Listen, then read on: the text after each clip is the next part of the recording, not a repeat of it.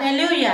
ఇది నా వాక్యము. యోమ్ దెబిరీం 10వ తారీఖు 10వ నెల 2025వ సంవత్సరం.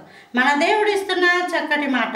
మొదటి సమూయేలు గ్రంథము 17వ అధ్యాయము 33వ వచనం.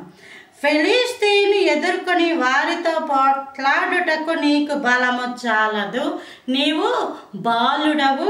వాడు బాల్యము నుండి యుద్ధాభ్యాసము చేసిన వాడని దావీదుతో అనెను. ఈ సౌలు అతడు మహారాజు, అతని కింద మంత్రి, సేనాధిపతులు, బోలెడంతమంది ఇశ్రాయేలీల జనాంగం, కొన్ని లక్షల మంది యుద్ధ వీరులు ఉన్నారు. అవతల ఒకే ఒక్క వ్యక్తి ఉన్నాడు. ఆ వ్యక్తి జీవము గల దేవుణ్ణి దూషిస్తూ ఎంతో భయంకరంగా మాట్లాడుతూ ఉన్నప్పుడు వీళ్ళందరూ యుద్ధ శూరులే, బలార్జులే, వీళ్ళ కండబలం ఉంది, అన్నీ ఉన్నాయి. కానీ హృదయంలో ఈ భయం అన్నది ఆవరించేసింది. వాళ్ళు ఎంతో బలార్జులే అయినప్పటికీ హృదయంలో ఈ భయం ఉండడం వల్ల ఈ భయము వాడన్న మాటలకి వచ్చింది. ఈ గొలియాత్ అన్నవాడు మాటలాడుతున్నప్పుడు వాడు మాటలు వినేటప్పటికి ఇంత జనాంగానికి భయము వచ్చింది. వాళ్ళు భయపడ్డారు. అప్పుడు దావీదు సైతం వెళ్ళి ఇదిగో నేను వెళ్తాను అంటే దావీదుని ఇంకా ధైర్యపరచడం మానేసి దావీదు యొక్క మంచి కోరుకుంటున్నట్టు మాట్లాడుతూ అంటాడు, నీవు బాలుడవు, నీకు బలము చాలదు, వాడు బాల్యం నుండి యుద్ధాభ్యాసం చేసినవాడు అని చెప్పుకొచ్చాడు. వాడి గురించి గొప్ప చేస్తూ వెళ్తానన్న వ్యక్తి గురించి తక్కువ చేస్తూ మాట్లాడాడు. ఇది స్వభావము అపవాదిది.